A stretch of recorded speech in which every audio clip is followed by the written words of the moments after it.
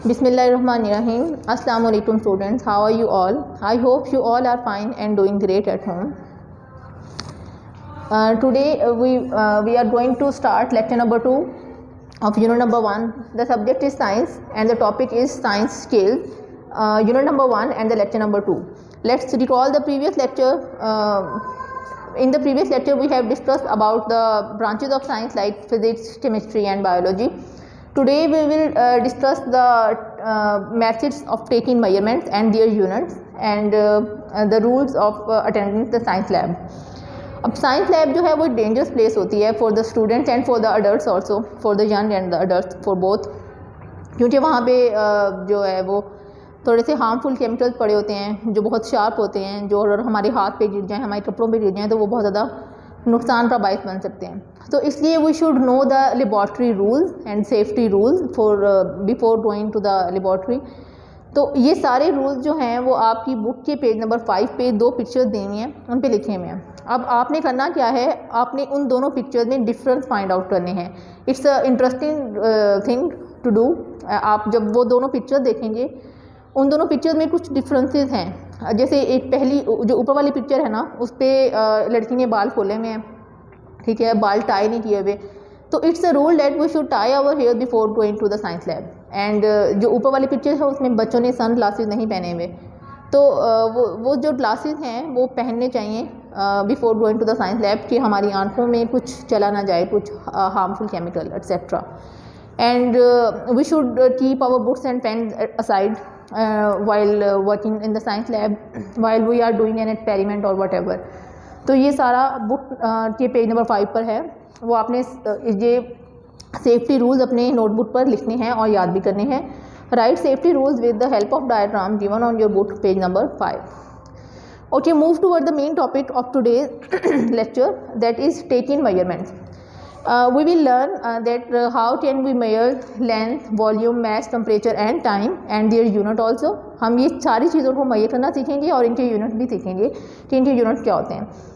अब जो जैसे हम अगर कहीं काम कर रहे हैं तो हमें गैस की स्मेल फील हो सकती है, हमें कलर चेंज नज़र आता है कि ये कलर इसका चेंज हो गया है, या हम कुछ फ्रिजेज़ और पॉप की आवाज़ सुन सकते हैं, बट हम इन चीज़ों को measure नहीं कर सकते.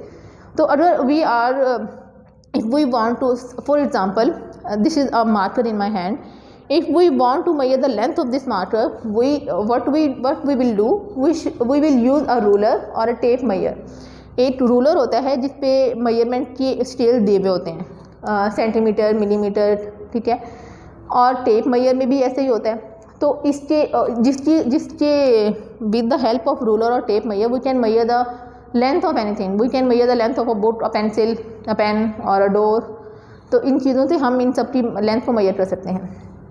अब लेंथ के यूनिट्स क्या हैं? Millimetre, centimetre, metre and kilometre. Millimetre, centimetre, metre and kilometre are the units of length. Let's move toward the volume. Volume is actually the space occupied an object. अब volume, अगर मैं इस board पर इस marker को रखती हूँ तो अब इस मार्कर ने जितनी जगह ली हुई है that would be called its volume. इसका वॉल्यूम होगा कि इसने कितनी जगह ली हुई है. तो volume is the space occupied an object. अब वॉल्यूम को मेजर करने के लिए 2 तरीके हैं.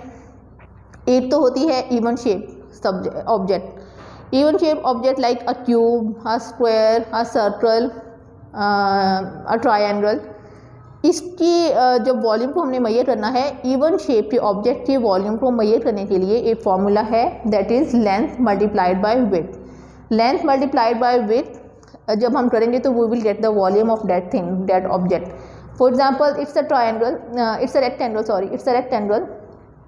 तो इसकी वॉल्यूम को मेजर करने के लिए हम इसकी लेंथ को इसकी विड्थ से मल्टीप्लाई करेंगे तो हमें वॉल्यूम मिल जाएगा इसका.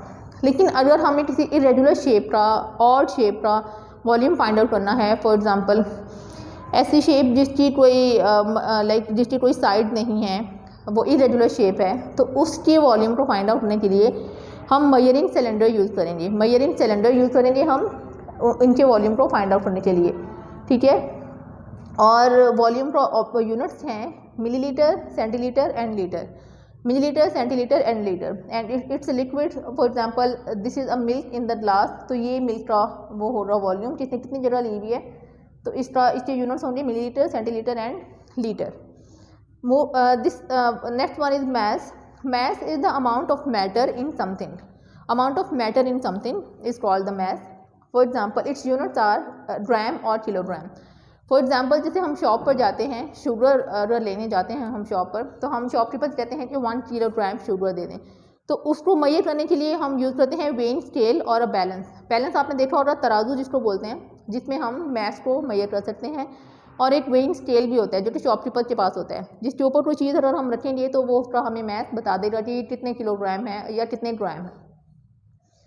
Okay, now move toward the next measuring technique is temperature.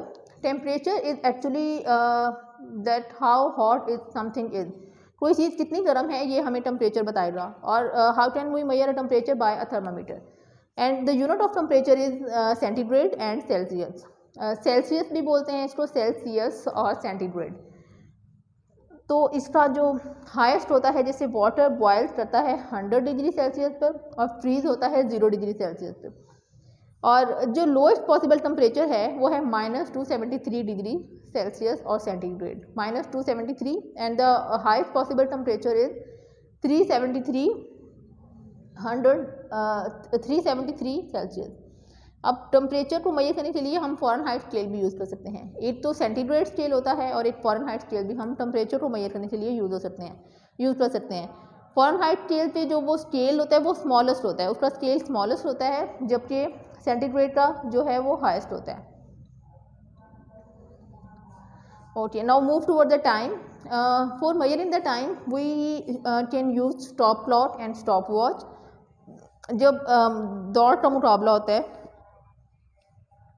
For example sport day में, किसी भी स्कूल में या कहीं भी जब मैराथन रेस होती है तो उसके लिए स्टॉप वॉच यूज़ करते हैं कि एक बंदे ने 1 किलोमीटर कितनी देर में इसने तय किया. तो फिर वो विनर्स का भी उस तरह से अंदाज़ा लगाया जा सकता है कि इसने कितनी देर में ये फासला तय किया और इसने कितनी देर में ये फासला तय किया. तो उसको यूज़ कैसे हम ये करेंगे, स्टॉप वॉच से या स्टॉप क्लॉक से.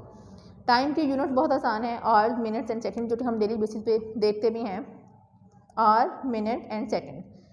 It's the unit of time. That was all about today's lecture, and your home task is you are supposed to learn and write the definition of volume, mass and temperature, and also learn and write the unit of all measurement. जितने भी हमने measurements के ये points देखे हैं, इसके अपनी definitions और इसके यूनिट्स जो हैं वो याद करने हैं. And you have to write it on your notebook as well.